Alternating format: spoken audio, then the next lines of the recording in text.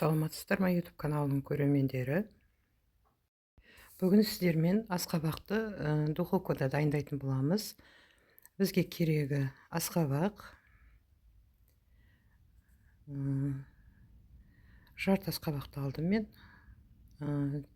сарымсақ, қара бұрыш, ақ бұрыш, мускатный орех, май керек болады.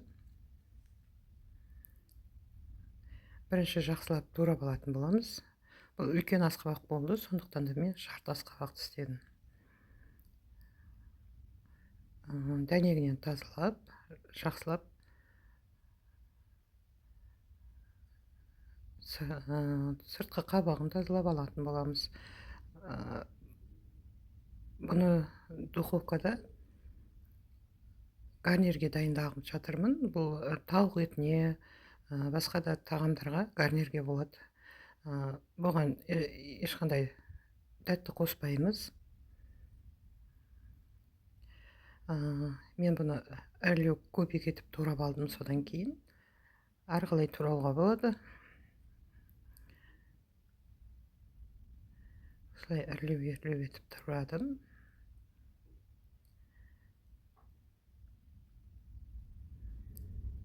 Асқабақтан өте көп нәрсе істеуге болады ғой, өзіміз өте жақсы ұнатамыз. Сондықтан асқабақты көп қолданамыз, қысқы уақытта әсіресе.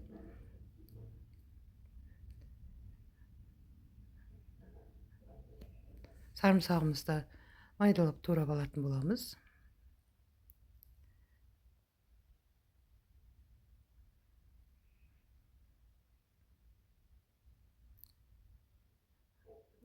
Бұл теркадан өткізуге де болатын еді, бірақ мен өткізбедім. Осылай майдалап қолдан турадым.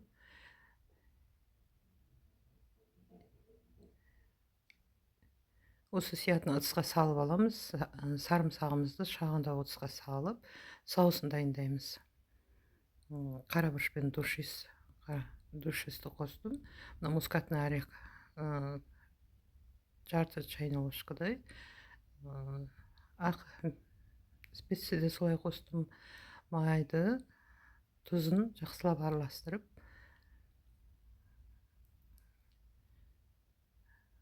осылай дайындап аламыз. Осыны асқабағымызға салып, қолымызбен араластырған өте тиімді. Бәрі біркелкі жағылу үшін осылай.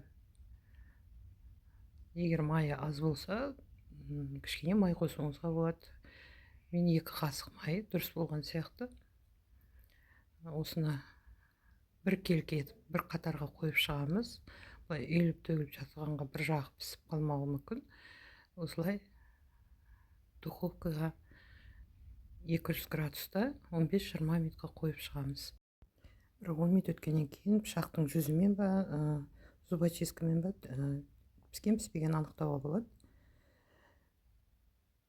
Міне біздің асқабақ дайын болды. Кез келген тағамға гарнир болады. Сіздермен бірге болған Лейла.